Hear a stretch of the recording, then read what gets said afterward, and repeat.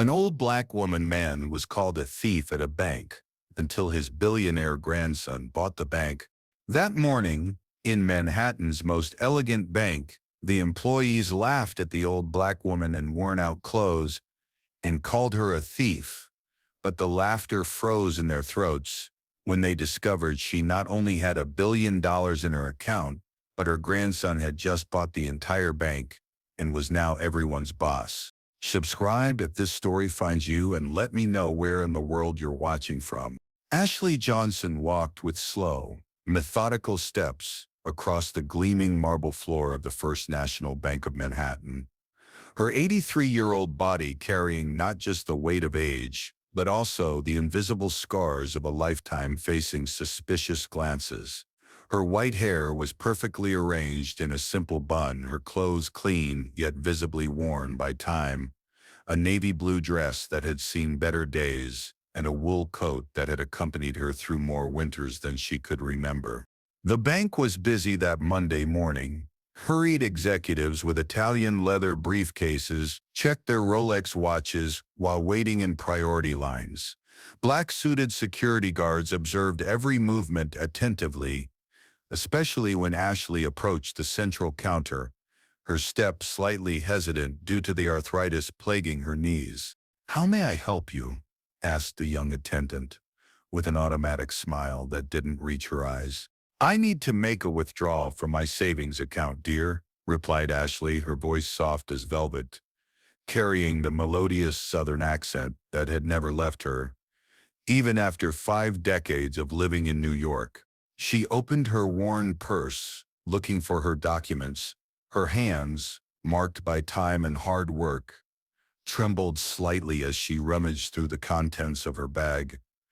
A young executive behind her audibly sighed, drumming his imported fingers on his leather portfolio. "Ma'am, there's a line forming," the attendant alerted, her tone now less courteous. "Just a moment, I'm sure it's here," murmured Ashley, still searching for her bank card. When she finally found her card and handed it to the attendant, the soft murmur of conversations in the bank was interrupted by the shrill sound of an alarm. One of the security guards, a severe-looking man with the name Wilson engraved on his badge, approached quickly. "Is there a problem here?" he asked, strategically positioning himself near Ashley. "I'm just making a withdrawal, sir," Ashley responded with dignity. The attendant examined the card with a growing expression of distrust. "This card is associated with a premium account," she said, a tone of incredulity permeating her voice. "I need to verify your identity more rigorously." Ashley nodded patiently, accustomed to this type of situation. "Could you provide your ID and a current proof of address?" requested the attendant. As Ashley searched in her purse again, another alarm sounded. An employee in an impeccable suit, with a badge identifying her as Director of Operations, approached with firm steps. "What's happening, Rebecca?" she asked the attendant. "This lady is trying to access a premium account," explained Rebecca, her tone suggesting there was something inherently suspicious about the situation. "And the system flagged a security check." The director looked at Ashley, her eyes critically scanning the worn dress and threadbare coat. "I see. Let's resolve this in my office," she said, gesturing for Ashley to follow her. The director's office was a display of corporate opulence, mahogany furniture, expensive abstract paintings, and a panoramic view of Manhattan. Ashley sat in a leather chair before the imposing desk, her hands resting calmly on her worn purse. "Mrs. Johnson, correct?" The director, who introduced herself as Victoria Hawthorne, flipped through some documents on her latest generation tablet. "There's a discrepancy in our database regarding your account." "What kind of discrepancy, if I may ask?" Ashley's voice remained calm, a calmness cultivated by decades of facing similar situations. "This account you're trying to access has a history of atypical movements, significant deposits, international transfers." Victoria made a calculated pause, It's not the pattern we would expect for someone like me, completed Ashley, a slight smile appearing on her wrinkled lips. Someone with your demographic profile, Victoria reformulated, clearly uncomfortable. We need to ensure there are no fraudulent activities occurring. At that moment, security guard Wilson entered the office, carrying Ashley's purse. Mrs. Hawthorne, we found this in her bag, he said, holding a diamond brooch. It was in the inner pocket. Looks valuable. Victoria looked at the brooch and then at Ashley, her eyes narrowing with suspicion. Mrs. Johnson, can you explain how you acquired this item? It was a gift, Ashley responded simply. A very valuable gift, observed Victoria, and quite unusual for someone in your circumstances. The situation escalated quickly. Victoria summoned the bank's general manager, a man named Richard Blackwell, who entered the room with a rehearsed expression of authority.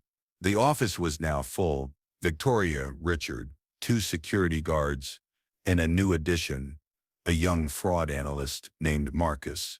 Mrs. Johnson, began Richard, sitting on the edge of the desk, a calculated position to demonstrate dominance.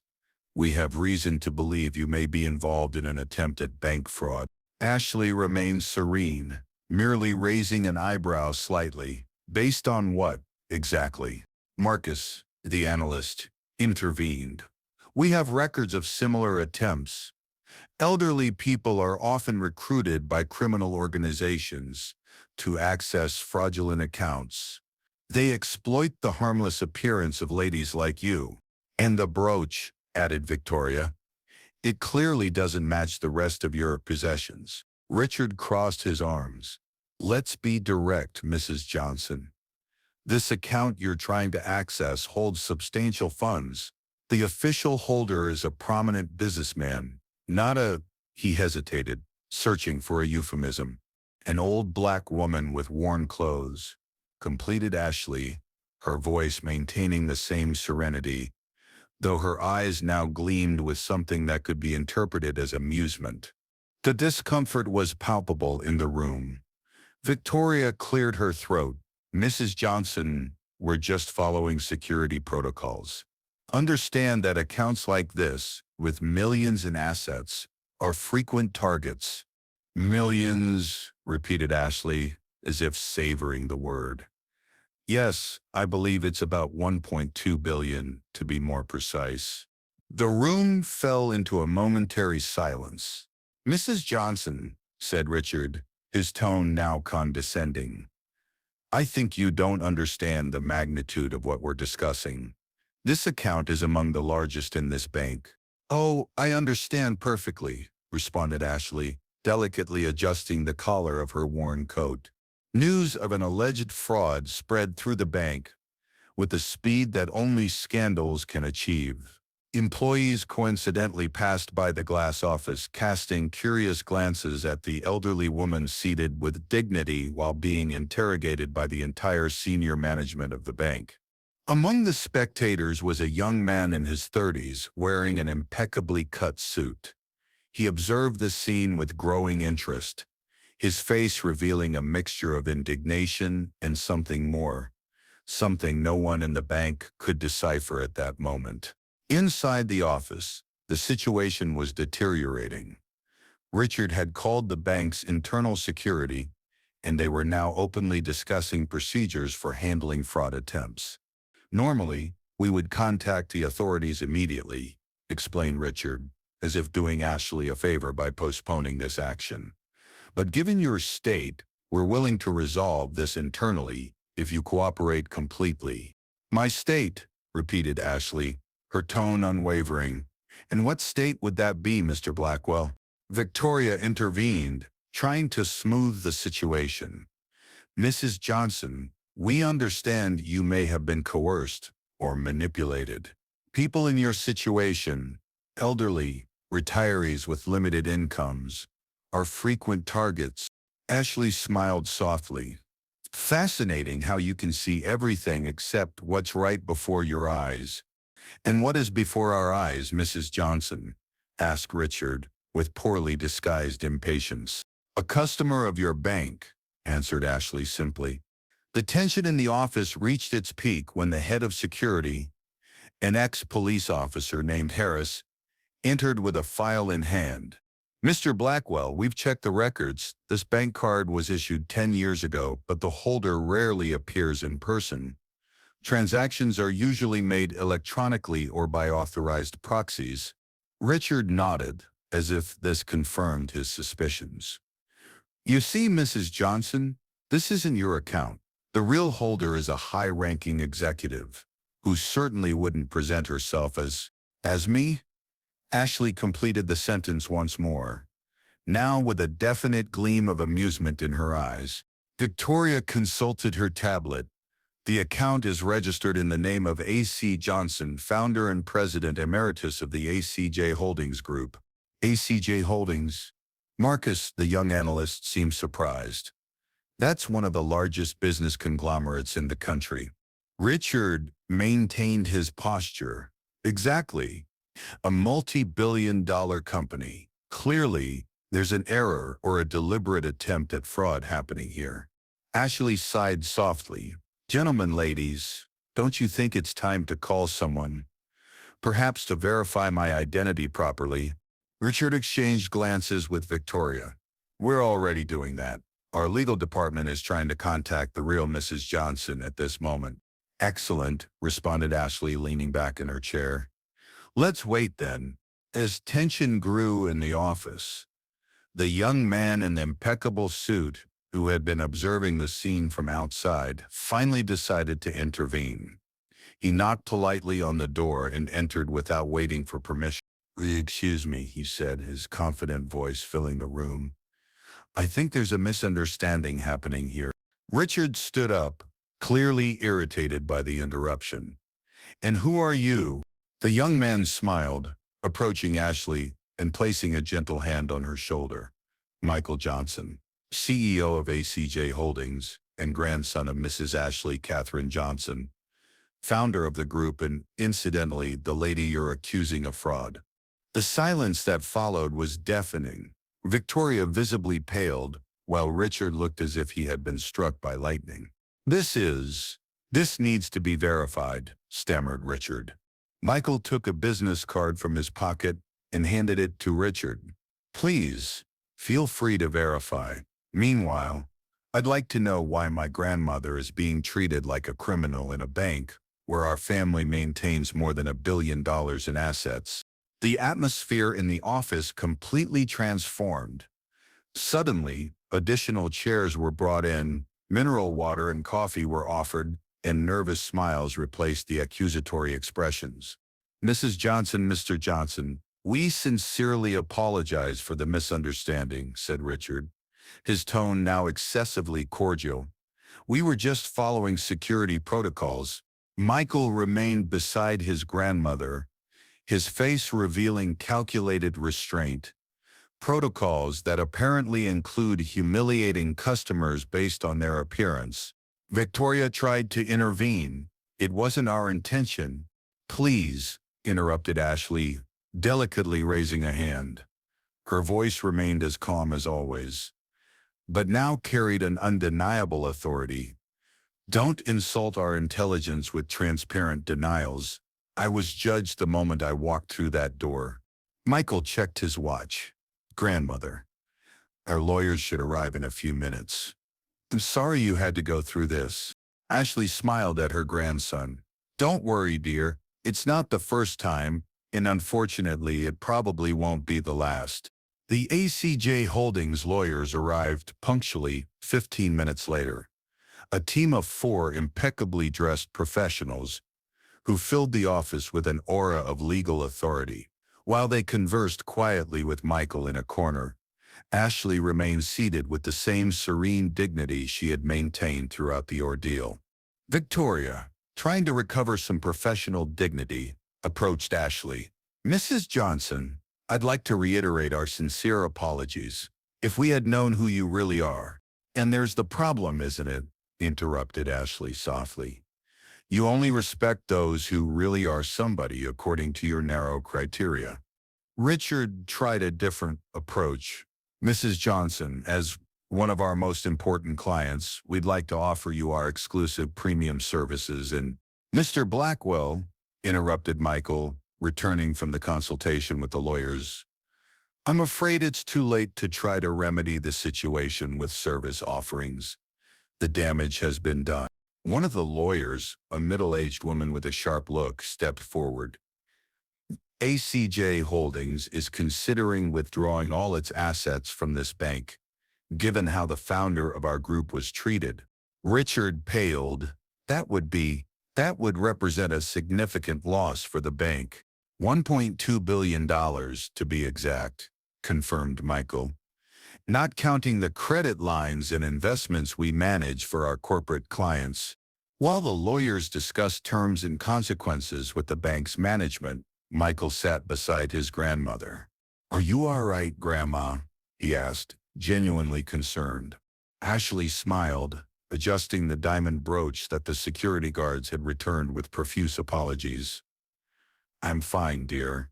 It's nothing I haven't seen before. It shouldn't be like this, said Michael, frustration evident in his voice.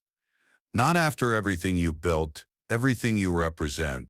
Ashley Catherine Johnson was not an ordinary elderly woman. Far from it, born in Mississippi at the height of segregation. Daughter of a janitor and a cleaning lady. She had defied all odds. She started at 16 as a cleaner at an emerging technology company, studied at night, won a college scholarship, and gradually built a business empire that today employed more than 50,000 people. But despite her wealth and power, Ashley never forgot her roots. She maintained her simple way of living, her modest clothes, her comfortable but not ostentatious apartment in Manhattan. The only concession to her fortune was the diamond brooch, a gift from her late husband on their 50th wedding anniversary a few months before his death. The buzz in the office increased when a new figure entered.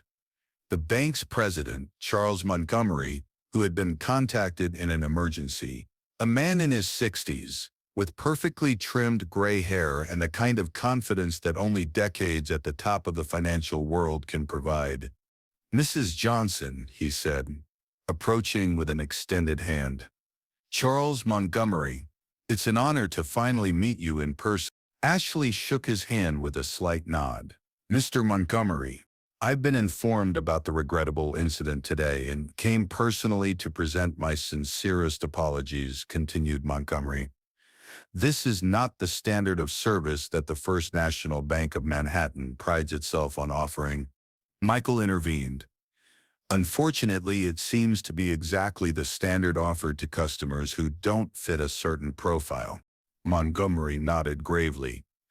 And that's why this incident makes us realize the urgent need for changes in our institutional culture. He paused, as if carefully choosing his next words. Mrs. Johnson, I'd like to make you a proposal. Instead of withdrawing your assets, which would be a devastating loss for us, consider an alternative.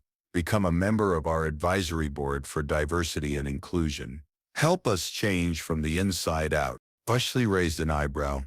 A symbolic position to calm the waters?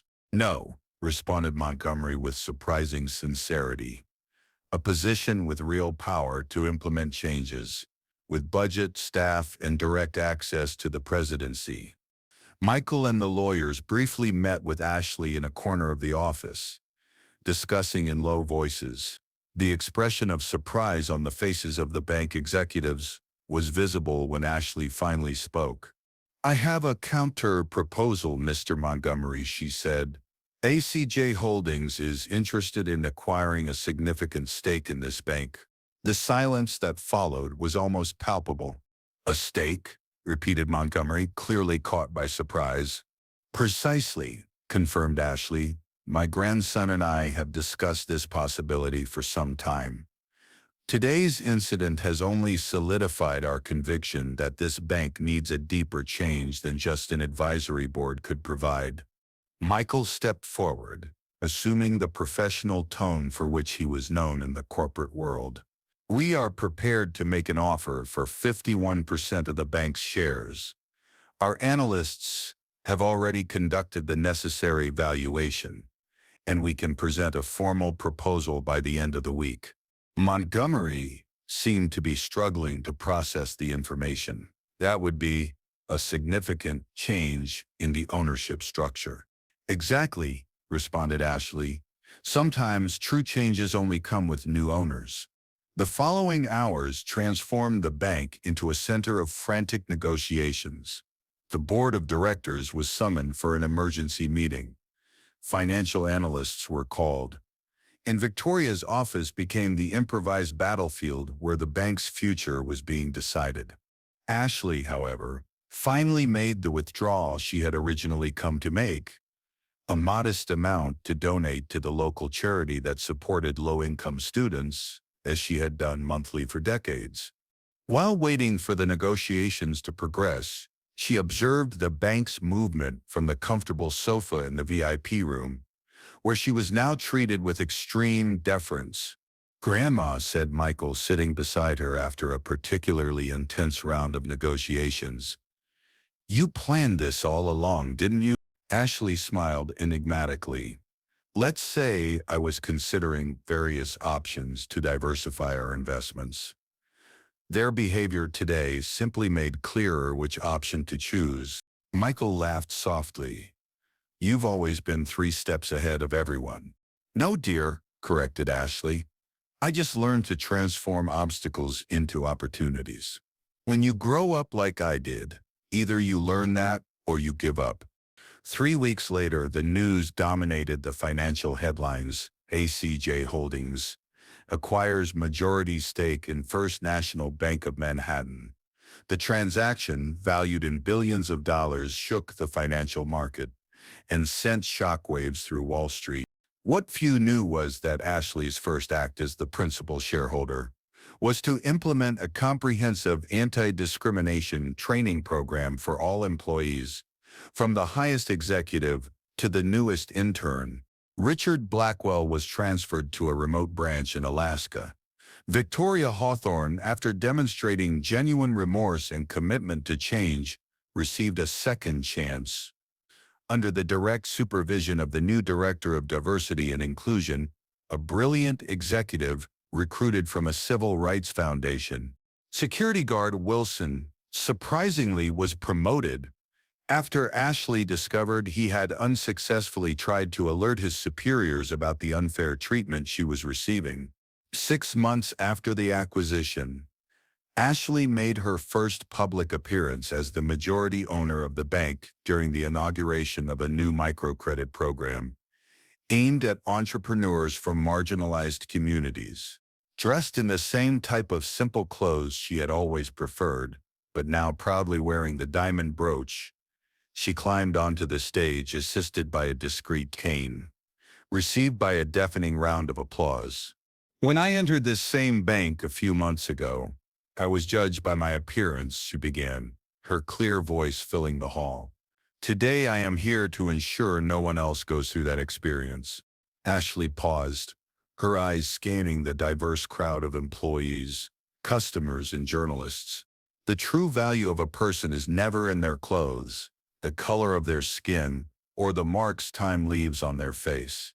It's in their character, their actions, and the difference they make in the world. The transformation of the bank under her leadership was already visible. From the more diverse composition of the staff to the new service policies and innovative financial inclusion programs. "We could have simply withdrawn our investments and walked away," she continued.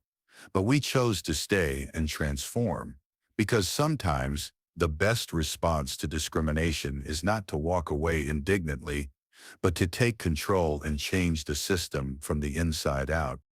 As she concluded her speech, Ashley shared the news that the bank would now bear her name, Johnson National Bank, not as an act of vanity, but as a constant reminder that appearances deceive and that respect should be extended to all, regardless of how they present themselves to the world. That night, as Michael accompanied her to her modest apartment, Ashley reflected on the extraordinary journey she had lived. "You know, Michael," she said, contemplating the night view of Manhattan from her window. "When your grandfather gave me this brooch," he said, "diamonds are formed under immense pressure. People too." Michael smiled, gently embracing his grandmother. "And some people like you shine more brightly than any diamond." Ashley smiled, touching the brooch on her chest. "True wealth, my dear, was never about money. It's about transforming difficulties into strength and prejudices into lessons for future generations." And with that final lesson, Ashley Catherine Johnson, cleaner, entrepreneur, billionaire, and now bank owner, prepared for another day in her extraordinary life, a life dedicated to proving that a person's true value transcends any superficial judgment. If you've come this far and this story has touched your heart, I invite you to keep this faith alive with us by subscribing to the channel and activating the notification bell so you don't miss any stories that touch the soul. And if this story has moved you, give it a like so we can continue sharing more stories like this one, made with all our hearts. Until next time.